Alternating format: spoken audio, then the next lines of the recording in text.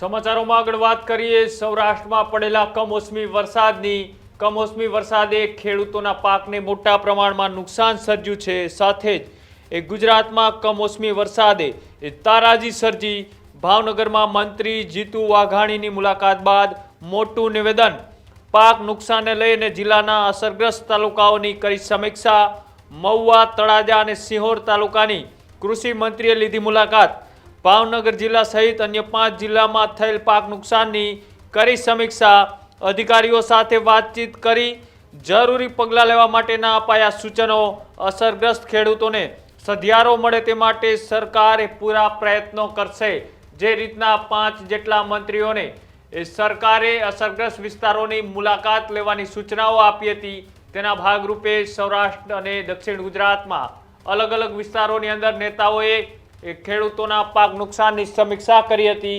એ જ રીતના ભાવનગરમાં કૃષિ મંત્રી જીતુ વાઘાણીએ પણ પહોંચી અને ખેડૂતોના પાકની નુકસાનની સમીક્ષા કરી। સાથે જ અધિકારીઓ સાથે બેઠક કરી અને અસરગ્રસ્ત વિસ્તારને લઈ જરૂરી પગલાં લેવા માટેની પણ સૂચનાઓ આપી હોવાની વાત સામે આવી રહી છે। સાથે જ અધિકારીઓ સાથે બેઠક બાદ જીતુ વાઘાણીએ પત્રકાર પરિષદ કરી અને શું આપી માહિતી, આવો એ પણ જોઈએ। છેલ્લા 2 દિવસથી કમોસમી વરસાદ જે જવલે જ એટલો બધો વરસાદ એ દિવાળી પછી જોવા મળ્યો છે। વર્ષો પછી આ પ્રકારે કમનસીબ કહી શકાય એવા સંજોગો ઊભા થયા છે। ત્યારે માનનીય મુખ્યમંત્રી ભૂપેન્દ્રભાઈ પટેલ સાહેબે ગઈકાલે જ અમને બધાને મંત્રીશ્રીઓ, સિનિયર મંત્રીશ્રીઓ, નાયબ મુખ્યમંત્રી શ્રી હર્ષભાઈ વગેરેને બોલાવીને ત્વરિત એમણે સૂચનાઓ આપી।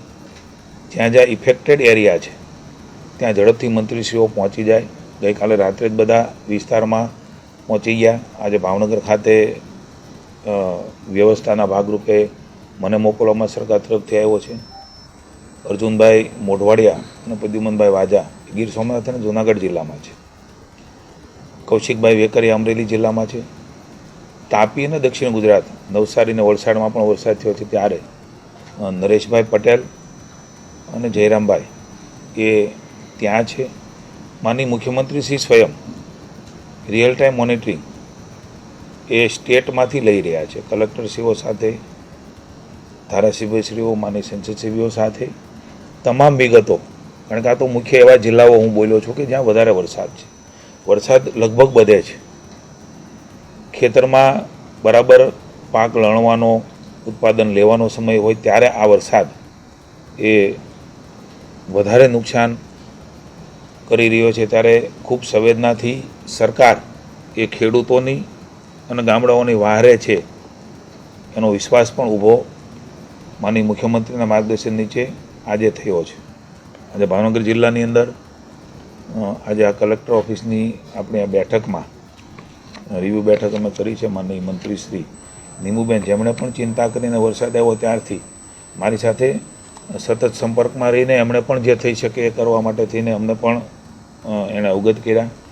ગૌતમભાઈ ચૌહાણ, તળાજાના ધારાસભ્ય શ્રી શંભુનાથજી ટુંડિયા, વલભીપુરના માનનીય ધારાસભ્ય શ્રી, બોટાદના અમારા પાર્ટીના સૌ આગેવાનો, શિવાભાઈ ગોહિલ, મહુવાના માનનીય ધારાસભ્ય શ્રી, પૂર્વ ધારાસભ્ય કેશુભાઈ ગારિયાધાર, ભાઈ ભીખાભાઈ પાલીતાણા, માનનીય મંત્રી શ્રી પરસોત્તમભાઈ સોલંકીએ પણ સતત એમના મત વિસ્તારને જિલ્લાની ચિંતા કરીને સતત સંપર્કમાં રહીને જ્યાં જરૂર જણાય ત્યાં એમણે ચર્ચાઓ કરીને શું થઈ શકે એમના માટે પણ ચિંતા વ્યક્ત કરી છે।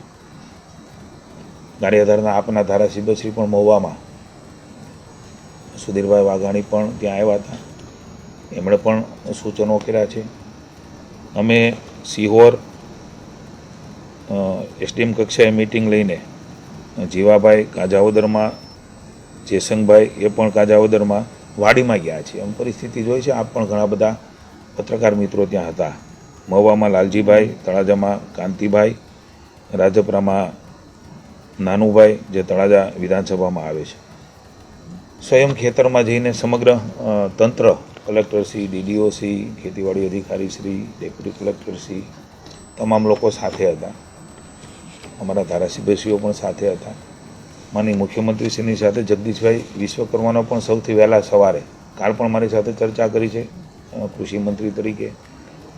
એમણે પણ માર્ગદર્શન આપ્યું. એણે પણ પાર્ટીને સૂચના આપી છે કે કાર્યકર્તાઓ મને આવા સમયે મહુવામાં ખૂબ વરસાદ હોવાના કારણે એમની જમાડવાની પણ ચિંતા એ ભાજપના કાર્યકર્તાઓ કરી છે, એમની વચ્ચે પહોંચી ગયા છે.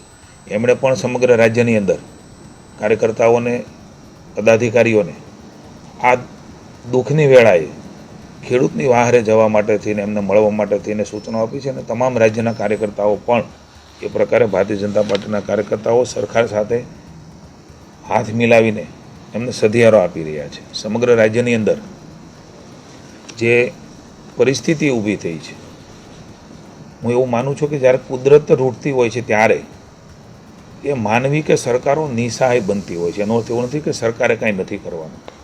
સરકાર ફરજના ભાગરૂપે એ બધું જ કરવા માટે તત્પર હોય છે, તત્પર છે, ભૂતકાળમાં પણ રહી છે, આજે પણ છે ને આવતીકાલે પણ રહેશે. માનનીય મુખ્યમંત્રીશ્રીએ પણ અમને સૂચનાઓ આપી છે. ખૂબ સંવેદનાથી, ખૂબ લાગણીના ભાવથી સમગ્ર આ કમોસમી વરસાદને, ખેડૂતોને અલગ અલગ પાકમાં થયેલા નુકસાનને, ભવિષ્યમાં પણ અમે જોયું છે કે કદાચ એ કપાસ ઊભો હોય પણ કપાસના ઝીંડવાની અંદર એ પણ બગડી જાય છે. એ સિંગના પથારા પીડ્યા છે પણ ફેરવી શકે એવી સ્થિતિ નથી, એટલે એ પણ બગડી જાય છે. ડુંગળીના પાકને પણ નુકસાન છે, તેલબિયાના પાકને પણ નુકસાન છે. આ બધો પ્રિલિમિનરી સર્વે માટે તો માનનીય મુખ્યમંત્રીએ 2 દિવસ પહેલાં જ પ્રાથમિક અહેવાલો મગાવ્યા છે. આવતીકાલે આ અમે જે તાગ લીધો છે અને જે તંત્ર દ્વારા મળ્યો છે એ તમામ માહિતીઓ કાલે માનનીય મુખ્યમંત્રીશ્રીને અમે આપવાના છીએ. અમારી પાર્ટીના અધ્યક્ષ જગદીશભાઈને પણ આપવાના છીએ. કુલ મળીને આ સ્થિતિમાંથી ખેડૂત કેવી રીતે બહાર નીકળે, એને કેવી રીતે સધિયારો આપી શકાય, એને કેમ બેઠો કરી શકાય, આ ભાવ એ હંમેશા સરકારનો રહ્યો છે.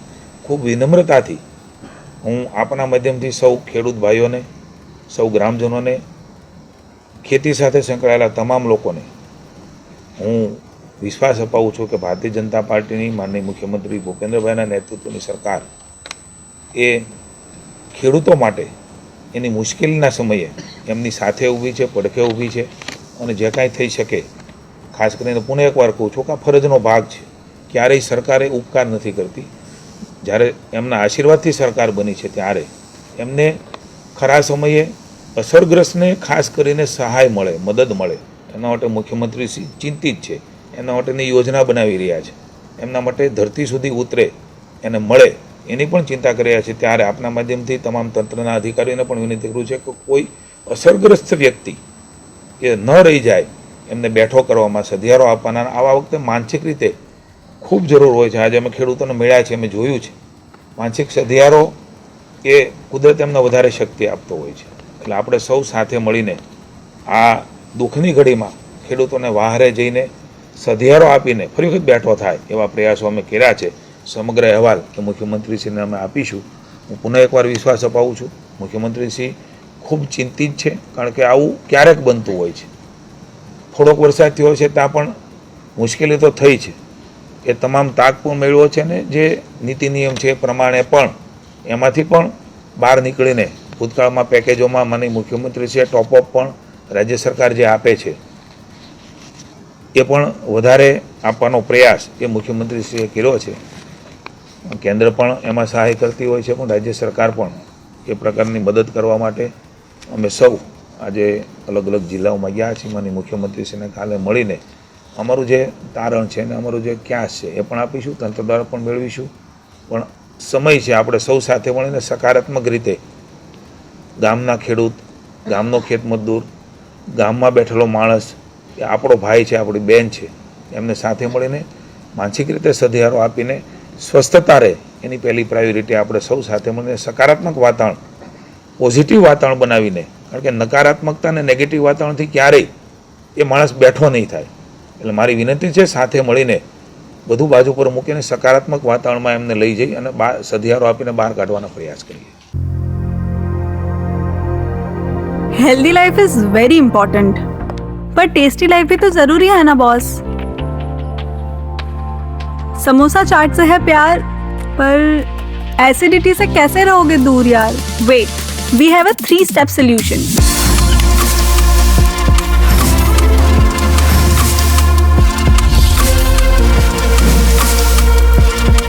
विट्रिशियन ओरल स्ट्रिप, क्योंकि टेस्टी लाइफ भी तो जरूरी है ना बॉस.